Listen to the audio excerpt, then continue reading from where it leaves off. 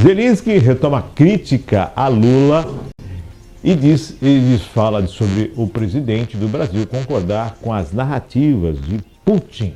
O presidente da Ucrânia, Volodymyr Zelensky, voltou a criticar o brasileiro Luiz Inácio Lula da Silva, que o presidente concorda com as narrativas de Vladimir Putin, presidente da Rússia. Em nova entrevista a veículos de imprensa latino-americanos, Zelensky foi questionado sobre as declarações de Lula e de seu assessor internacional, Celso Amorim, sobre a necessidade de negociar uma solução diplomática para a guerra da Ucrânia.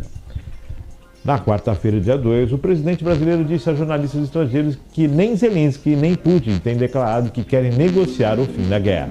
No mesmo evento, Amorim voltou a dizer que as preocupações de Moscou, a capital russa, com a segurança, precisam ser consideradas.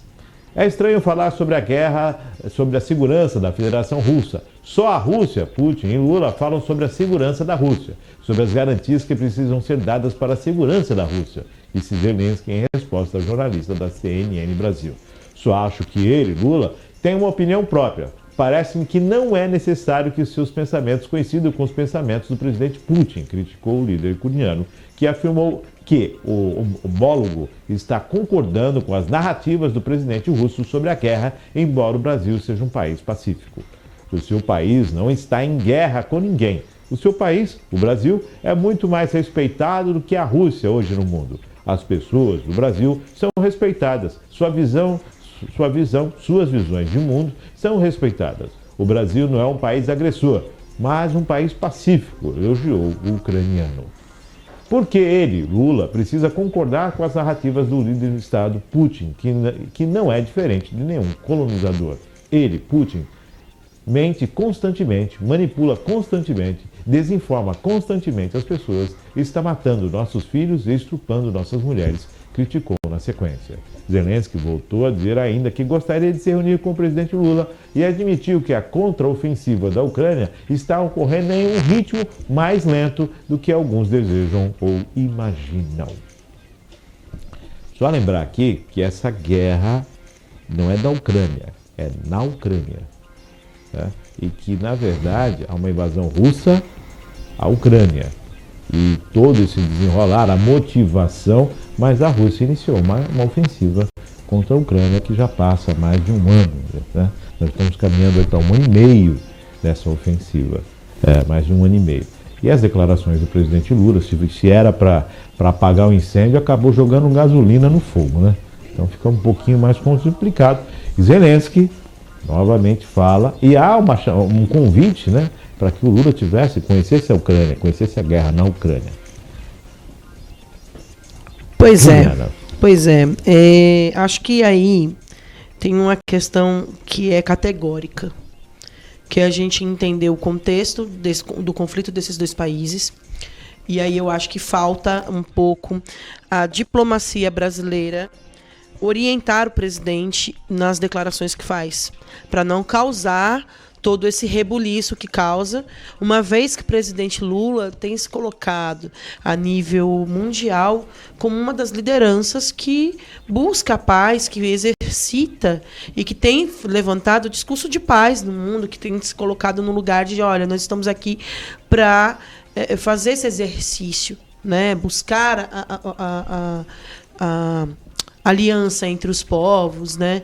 Isso tem sido falado constantemente por ele, mas as contradições, muitas vezes na hora ali do improviso da retórica, acabam colocando o Brasil diplomaticamente numa situação complicada quando vai questionar qual o motivo da guerra e quem é culpado pela guerra, né?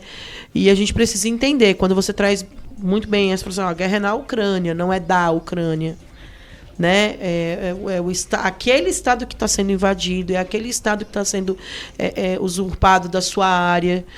Há todas as questões aí muito difíceis da gente tratar, porque quais foram as motivações, né? É claro, é a tomada de terra, é querer se apoderar da terra do outro. E como é que eu faço para não ter isso? Eu vou me defender. Então, não há... A gente já falou aqui algumas vezes sobre isso. Não há consenso num acordo de paz entre esses países. A Ucrânia resiste o quanto pode, principalmente com a força de países aliados. O Brasil não tem na sua diplomacia algo de enfrentamento, ele vai buscar o diálogo, é outra relação. Por exemplo, os Estados Unidos têm poderio de fogo, então vai mandar armamento, vai mandar como é que fala? Equipamentos, né, produto combate, armamentos, pessoal. O Brasil tem uma outra filosofia de lidar com essa questão, né, mundial. Mas que se a gente não cuidar da nossa retórica aqui, da forma como a gente dialoga, fica complicado. Porque o que dá a entender que está se apoiando a Rússia e não tem um agravamento aí. A diminuição do conflito. E a gente precisa entender, a relação do Brasil com a Rússia sempre foi uma relação, né, respeitosa comércio, e de diálogo, principalmente pelo comércio, pela relação dos BRICS e tudo mais. A gente sabe que tem uma relação comercial muito forte e que o presidente Lula não vai bater de frente com a Rússia, considerando essa relação que já existe. Mas um conflito armado, onde morrem civis, onde um país é destruído, a gente precisa alinhar aí as pontas. Então, acho que a diplomacia brasileira, que sempre teve um exercício muito, muito correto, precisa estar aí na base do que o presidente fala, para que ele não entre mais nessas divididas e seja questionado pela real intenção que tem, que é da promoção da paz, que é da discussão pela paz. Eu vou voltar aqui, que o Brasil, a Alemanha pediu para o Brasil devolver, comprar de volta a munição dos tanques da época que veio para a defesa, na época da Copa, né, que foi fornecido os tanques, foi o equipamento bélico. E a Alemanha pediu de volta, o Brasil se negou. A Ucrânia quis comprar tecnologia brasileira, os caças, os tucanos e tudo mais, porque não é a tecnologia, não são os aviões de toque de linha, só que eles estão muito bem equipados, são aviões de baixo custo em relação aos top de linha, de baixo investimento, e que atende muito bem à necessidade ucraniana no combate. E o Brasil se negou a vender, porque não vende para países que estejam em conflito. Então esse foi um outro posicionamento do Brasil, se negando a vender o armamento para a Ucrânia. O entendimento é que se você é um país pacífico, se você é um país que entende que a guerra não é a solução, você não vai ficar vendendo equipamento quando do conflito. Perfeitamente. Você vender para o país manter em um outro momento, fora de conflito, é uma coisa. Agora, durante o conflito, você está incentivando a guerra. Porém, você não vende para a Ucrânia, mas conversa com Putin de uma forma muito mais amigável do que com a Ucrânia. Tem relações? Tem. É uma coisa tão simples? Não. Mas por isso que é necessário ter técnicas. Eu concordo com você que a diplomacia tem que prevalecer, a inteligência emocional e, principalmente, não é momento de tentar fazer as coisas de improviso. Não cabe improviso aí. Não mesmo, porque isso fomenta o conflito, né?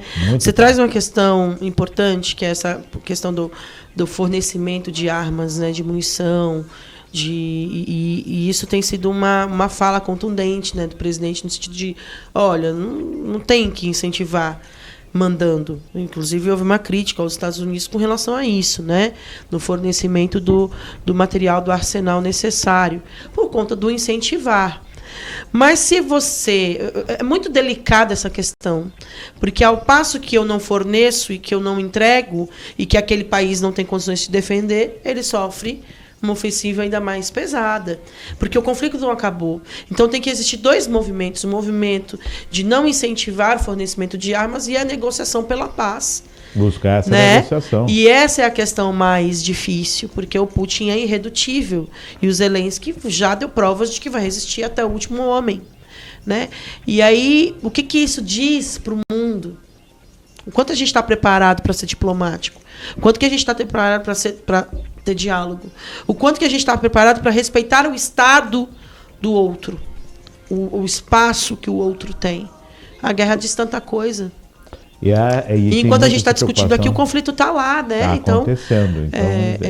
Eu acho que assim, cabe aos países como o Brasil, que tem essa filosofia pela paz e que se colocam nesse lugar do diálogo, de continuar promovendo o diálogo, estrategicamente promovendo o diálogo. para a gente finalizar, Alemanha, Estados Unidos, França, Inglaterra, todos já se posicionaram favorável à Ucrânia, inclusive dando recursos e equipamentos. China e Coreia do Norte também já se posicionaram junto com com a Rússia. E alguns países ali do Oriente Médio também já estão se mostrando. E tem essa questão do fornecimento de grãos, quer dizer, é bem nevrálgico ali.